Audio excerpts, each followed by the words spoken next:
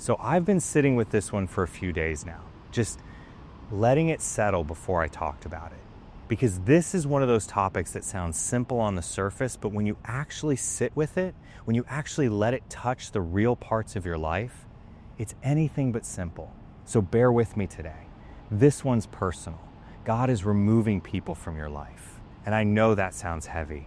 I know for some of you, just hearing that sentence brings somebody to mind immediately. Somebody who used to be there and isn't anymore.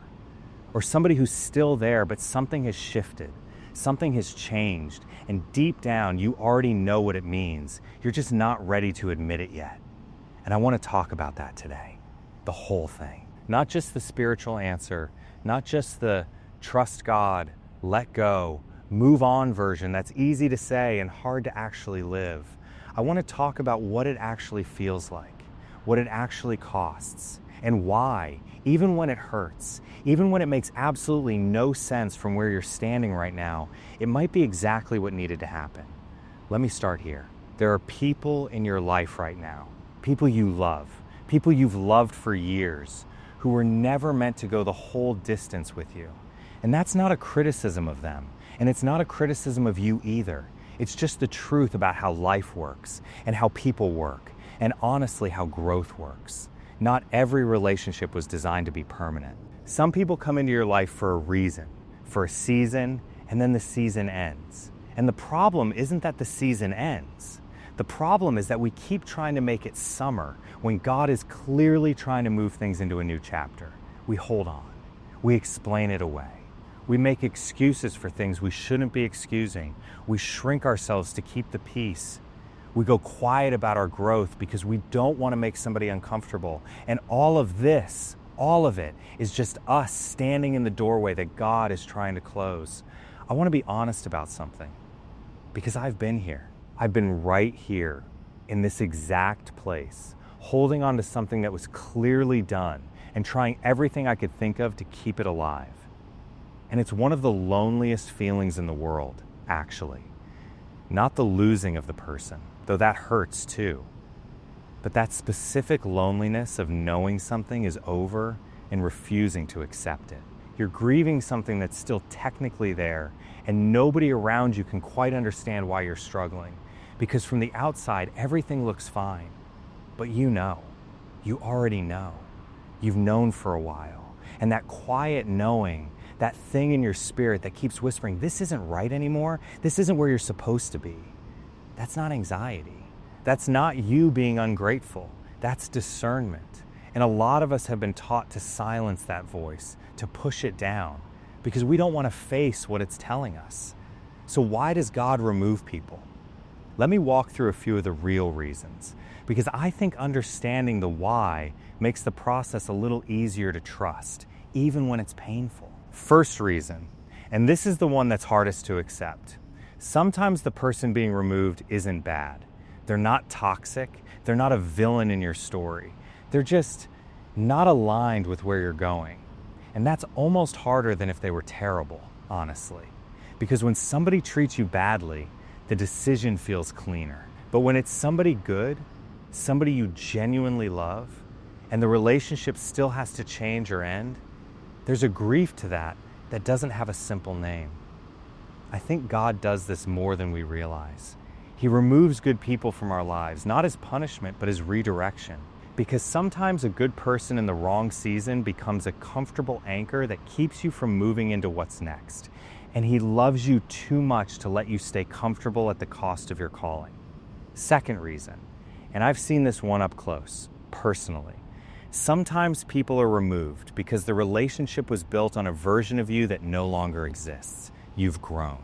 You've changed. Something shifted in you, maybe gradually, maybe all at once, and the dynamic that used to work just doesn't anymore. And sometimes the other person can grow with you, and sometimes they can't. And it's nobody's fault. Not really. Growth just doesn't always move in the same direction for two people at the same time. And I want to say this carefully.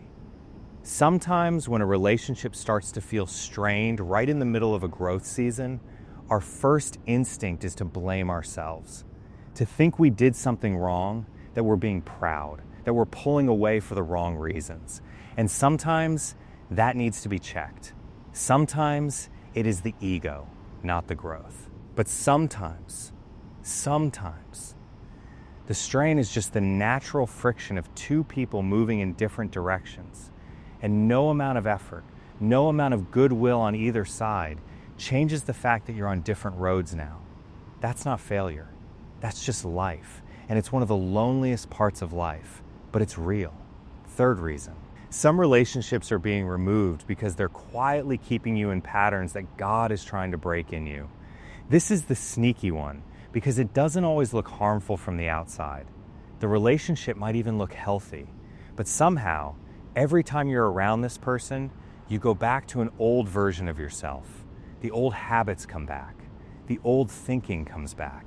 The old you, the one you've been working so hard to move past, just slides right back into place like it never left.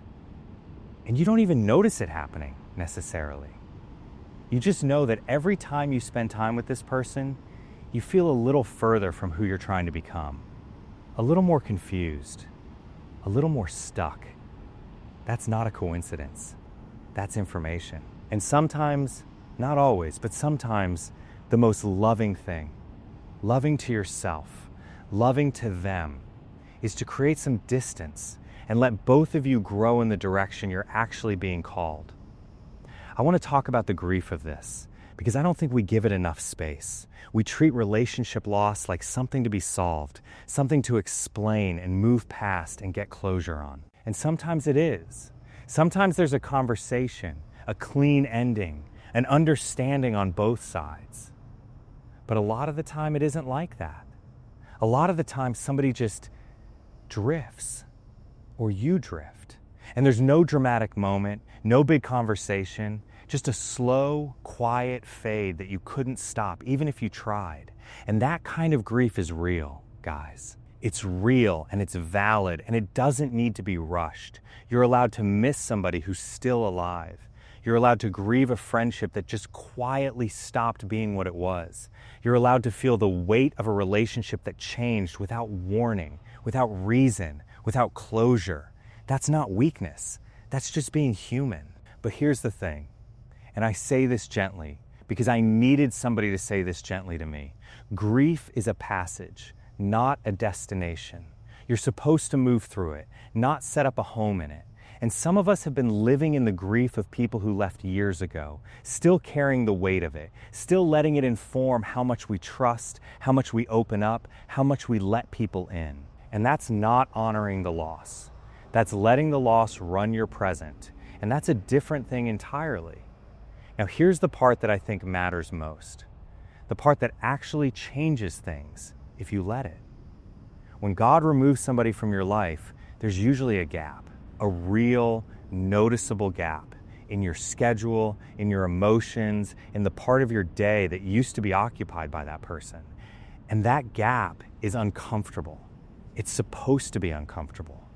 But it's also, if you're paying attention, an invitation to ask, what was I getting from that relationship that I actually need to find somewhere else or within myself? Was I relying on that person for validation that I should have been building internally? Was I using the busyness of that relationship to avoid sitting with myself? Was I letting that person's opinion of me become my opinion of me without ever questioning whether they actually saw me clearly?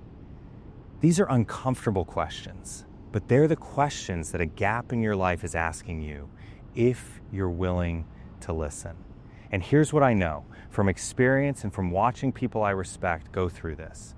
What comes after the removal, if you don't close off, if you don't harden up, if you stay open and keep trusting, what comes after is usually better than what was there before. Not easier, not louder, not more impressive, just better, more aligned, more real.